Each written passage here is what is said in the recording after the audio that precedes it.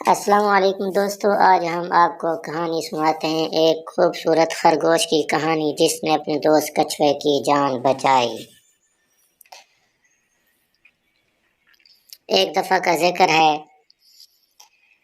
کہ کسی جگہ شرارتی خرگوش رہتا تھا جس کی ذہانت سے لومڑ جیسا چلاک جانور بھی اکثر مات کھاتا تھا۔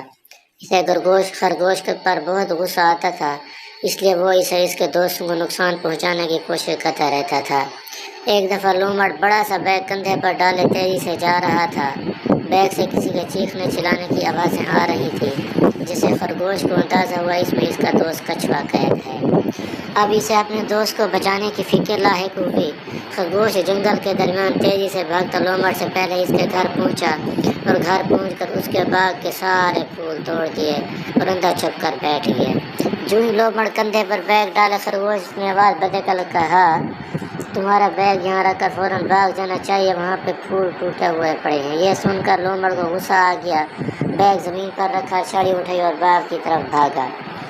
خرگوش نے جلدی سے بیگ کھول کر اپنے دوست کچھوے کو آزاد کیا اور اس کی جگہ شہد کی مکھیوں کا چھتا ڈال کر دروازے کے پاس رکھ دیا تاکہ لومڑ کو سزا مل سکے۔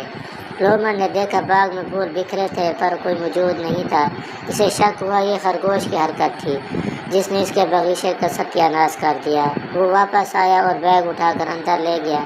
جو ہی اس نے بیگ کھولا، شہد کی مکھیوں نے اس پر حملہ کر دیا۔ جان بچانے کے لیے دوڑنے لگا۔ تو دوستو، اس ہمیں یہ سبق حاصل ہونا چاہیے، دوسروں کا برا چاہتے ہیں اس کے ساتھ بھی برا ہوتا ہے، اور اچھے دوست مصیبت میں ہمیشہ کام آتے ہیں، اس لیے مشکل وقت کے لیے اچھے دوست بنانے چاہیے۔ جزاکم اللہ۔